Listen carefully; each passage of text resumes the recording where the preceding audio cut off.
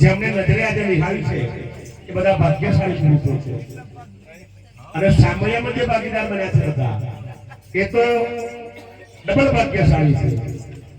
એ સ્વરૂપ જોતા શાંતિભાઈ સાહેબ હું જૂના સમયમાં નતો પણ મને કલ્પના આવી એમાં કે જ્યારે ગુરુ મહારાજ ખરેખર સાક્ષાત એ સમય આવતા હશે અને વાતો સાંભળી કે ભાઈ એમને વેલમાં લાવતા હતા એ કલ્પના દ્રશ્ય એ કલ્પના ચિત્ર આજે મારી નજર સામે ખડું થયું અને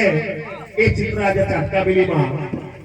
ભાઈ શ્રી કાંતિભાઈનો પરિવાર અશ્વિનભાઈ કલ્પેશભાઈ અને આ બંને દીકરાઓના મમ્મી મળીને આ સમય માટે હૃદયની ઉત્કંઠા હતી વડીલોએ ના પાડી કે આ શક્ય નથી બેન ના માન્યા સાહેબ તો થશે 5 હશે કે 50 હશે અને મણિબેનની ભક્તિનો સાહેબ ધન્યવાદ સરકારના ગરગડાટથી વધાવો આ નાનકડા ગામમાં આ નાનકડી ભૂમિમાં આવા અવસરનું આયોજન કરવું એ ખૂબ કઠિન બાબત છે પણ ગીતા તો એમ કહે છે કે ભાઈ ભક્તિ ભાવની એ હૃદયના શુદ્ધ ભાવની છે કે મને કે બીજાને બતાવવા માટેનો ભક્તિનો વિષય નથી અને જેમને જેમને બતાવવા માટે ભક્તિ કરી છે એનું પરિણામ સરવાળે બતાવવા માટે જેમણે ભક્તિનો વેશ પહેર્યો છે એના માટેનો વિષય નથી આ હૃદયના શુદ્ધ ભાવથી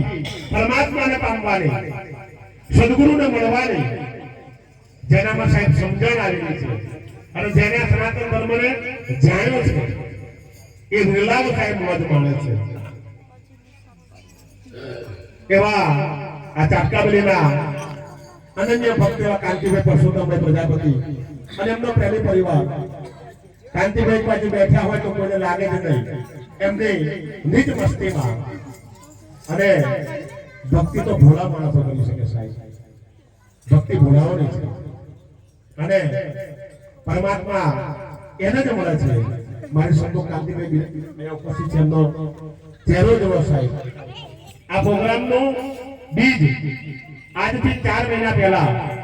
મોવાસા મુકામે અમે અશ્વિનભાઈ એમના મમ્મી અને મહામંડળના કેટલાક વડીલો મળ્યા હતા અને ત્યાં આ પ્રોગ્રામની ચર્ચા 4 થી 5 મહિના પહેલા થઈ હતી અને આ બીજ મોવાસામાં રોપાયું હતું અને આજે જુઓ સળંગ ભજન ભોજનના પ્રોગ્રામો ચાલુ થતા આ ભૂમિ બેસવા માટે જગ્યા કદાચ પૂરી થવાના આરે છે આ પરિવારનો પ્રેમ બતાવે છે આ પરિવારનો ભાવ છે મનમાં આઝાદ મારે કાલે ભજન કરી લેવું છે એ ભૂલ ભજન કરવામાં નથી આવતું ભજન થઈ જાય છે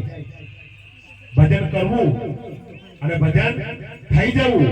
એમાં સાહેબ આસમાન જમીનનું અંતર છે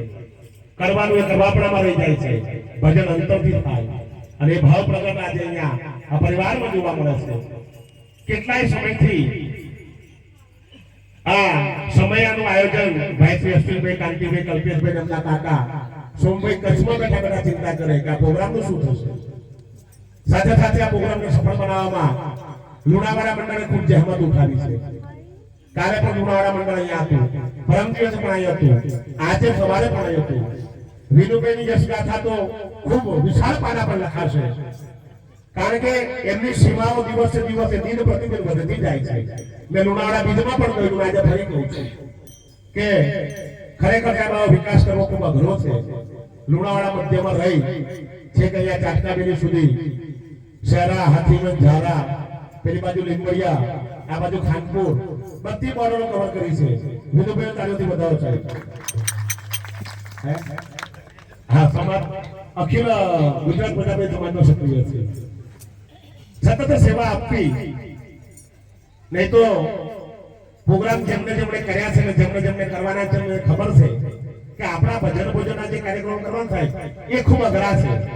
કારણ કે આપણા પદ્મથી જે નીતિ નિયમના પંથે મને વાળ્યો આમાં દરેક સ્ટેપ દરેક પગલું એ વિવેક વાળું અને નીતિ વાળું હોવું જોઈએ એ પ્રમાણે સ્વાતપર્યા મંડળનું ચાટકાબેલી મૂળ ગામ અને એના જે ભક્તો 12 વર્ષના મંગળ દાદાજી અમારા ગઈકાલના એમની ઉંમર થઈ ગઈ છતાં ગઈકાલના મારું ગામ છે અને મારા ગામનો પ્રોગ્રામ છે અને ભાવથી ગઈકાલ સાંજના મંગળ દાદા પણ આ ભૂમિ પર ઉતર્યા છે સાહેબ. પછી આવા વિરલ વ્યક્તિઓ આ પ્રોગ્રામને સફળ બનાવવા માટે જો ઉતર્યા હોય તે પ્રોગ્રામ 100% સફળ છે. અનુભવી પુરુષો મળેલા છે, ગુરુ મહારાજ વખતના જે માણસો ફરેલા છે એમની સાથે એવા વિરાટ સ્વરૂપો મળ્યા છે. ત્યારે આ પરિવારના તાળીઓને ગળાથી વધાવી લઈએ. એમનો વિશ્વાસ જુઓ. ત્યારે આયોજન માટે અહીંયા સમિતિ મળી હતી 15-20 ભક્તોની. અમે તો બધા કચ્છમાં હતા, અહીંયાથી બહાર હતા, પ્રવાસમાં હતા. ત્યારે સમિતિને મળી હતી અને સમિતિને ન કહેવા છતાં કે નહીં જે થશે એટલે કહ્યું છે કે જેનો વિશ્વાસ દ્રઢ છે, જેનું મનોબળ મજબૂત છે એને દુનિયાની કોઈ તાકાત લાવી શકતી નથી. હું દર વખત એક વાત કહું છું કે ભક્તિ હંમેશા શું શીખવે છે? સ્થિરતા. વિચલિત ન થવાય, ગમે તેવી સ્થિતિનું નિર્માણ થાય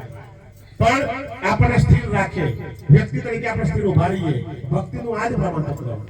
એમાં કોઈ અધિકારી સહી કરીને ના આપે કે જ્યાં ભાઈ તું ભગત તું પાસ બની ગયું. તમારી પોતાની આપણી પોતાની જે સ્થિરતા છે, આપણી જે નિડરતા છે એ વસ્તુ બતાવે છે કે ભક્તિ આનામાં પચી છે. નહીં તો સહેજ કષ્ટ પડે બગાડાતા અને રસ્તો બધે બીજે ખોળે. તો એ સનાતન ધર્મનું પ્રમાણ નથી. સનાતન ધર્મ એ વસ્તુ નહીં શીખવતું. આ વ્યક્તિનું ઘડતર કરે છે. ત્યારે આ પરિવારે સુંદર મજાના પ્રોગ્રામનું આયોજન કર્યું. ત્યારે સંતોના સામેથી મારીને ગુરુ પ્રસાદી,